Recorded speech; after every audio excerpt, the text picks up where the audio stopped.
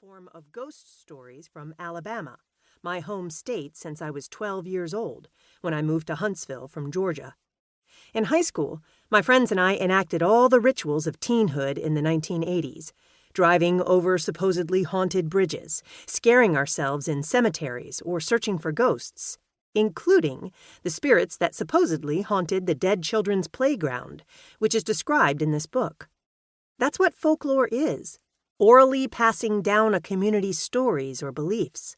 Of course, the stories change with the tellings. That is part of the fascination of folklore. But the stories are grounded in truth, in historical places, people, and times. The lore that follows is all based on real places and people in Alabama. I have framed the stories with invented tales, told in the manner in which they might be recounted around a campfire, and created fictional characters who thrill to the folklore in the same way that my friends and I did as kids. A section in the back of this book tells listeners which parts of the stories are real and provides information on places related to the stories that they can actually visit. I tried to avoid legends that had been widely recounted in other books, including Catherine Tucker Wyndham's beloved 13 Ghosts and Jeffrey series. The point of folklore, however, is that it is repeated through generations. In today's world, that means stories that have likely been recorded somewhere on the vast internet, so elements of all of the stories can likely be found online.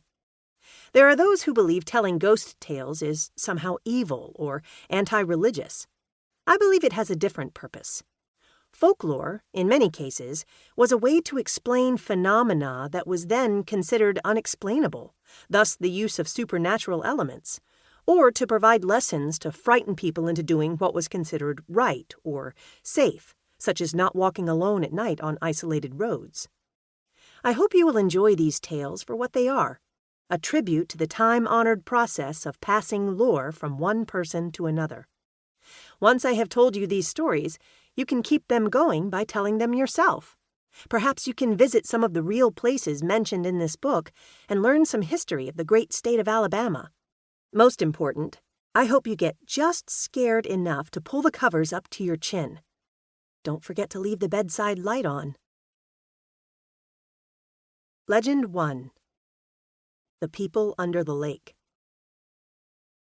People used to live down there, under the lake, Jake said, looking over the side of the John boat into the dark water of Weiss Lake. Ricky, who was often one step behind Jake, mimicking his every action in adoration of the older boy, followed his gaze but saw only his own reflection on the surface. It was impossible to see anything beneath the water.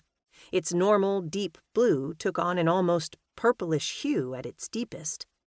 But Jake continued to try to peer into the depths of the impenetrable surface.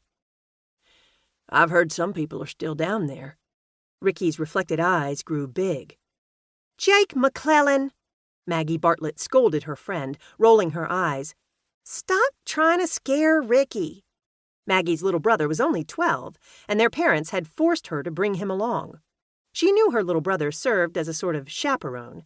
She and Jake weren't allowed to take his folks' fancy ski boat out alone. Not until next year, when they would be seniors in high school.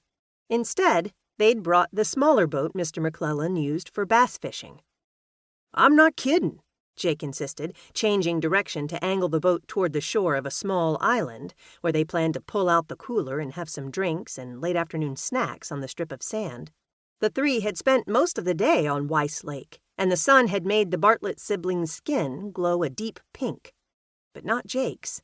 He lived with his folks in a house on the lake, and he was on the water any time his parents let him. His skin was a deep golden-brown color that reminded Maggie of Grammy's pecan pie. "People really did live down there before the 1950s, Jake continued.